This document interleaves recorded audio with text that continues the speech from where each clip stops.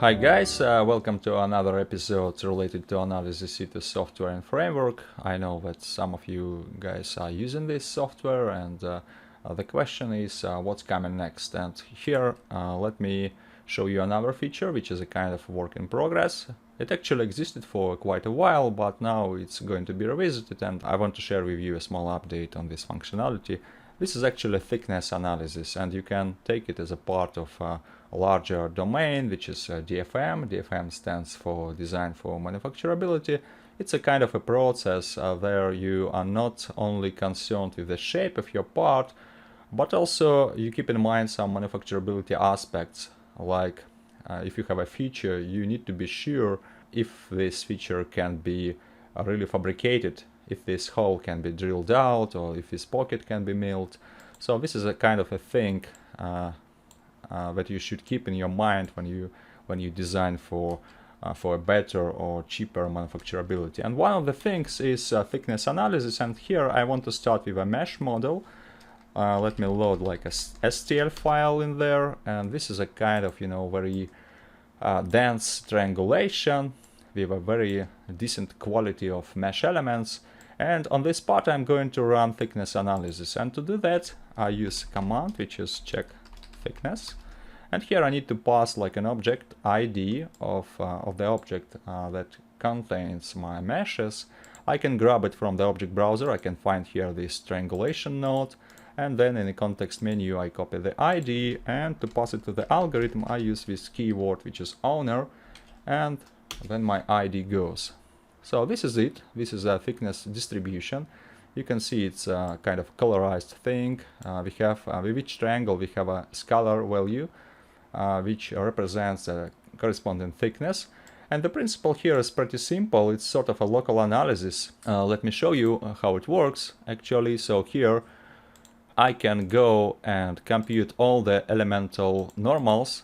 Like you see, this is a normal field on my part. And the idea is that for each triangle I take this normal vector, and then we kind of reverse it, and we cast a ray from the midpoint of each element, and we look for intersections of this local normal with other triangles. And this distance from the source point to the next hit is our thickness which we are looking for. So this is something we see here as a thickness distribution map.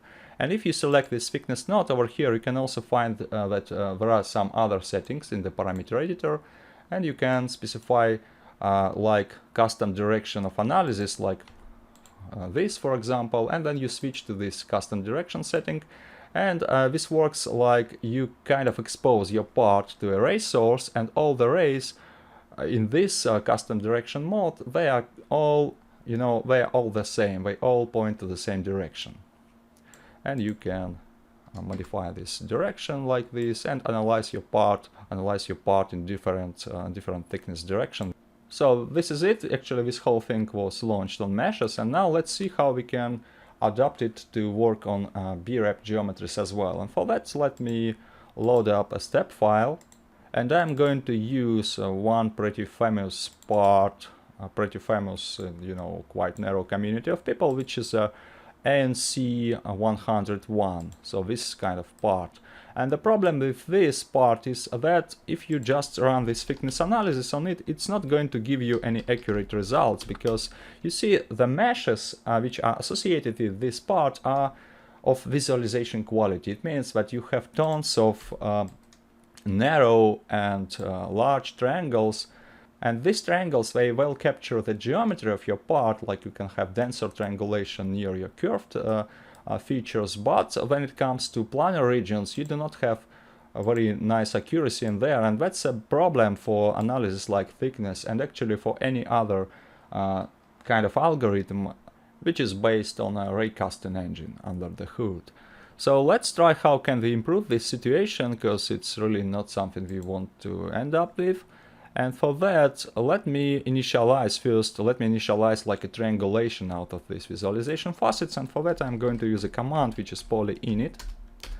There we go. If we switch to this triangulation node, you see that now I have this sparse triangulation as my main workpiece. And the property of this mesh here is that each triangle here it contains a reference to the original cat face. Like each triangle here has a reference, has an ID of the corresponding cat face, and that's pretty important principle for mesh refinement and mesh generation algorithms, because here, if you know the back references, if you know the originating geometry for each mesh element, then you can go for high accuracy and you are not going to distort your shape in a way that would lead to losing your design intent. So there we go, we have this triangulation, and now I want to refine it. I have this refinement command, which is poly refine incrementally, so let's run it, and you see that now we have this more dense triangulation, and now we can give it another shot because I'm still not happy with the size of those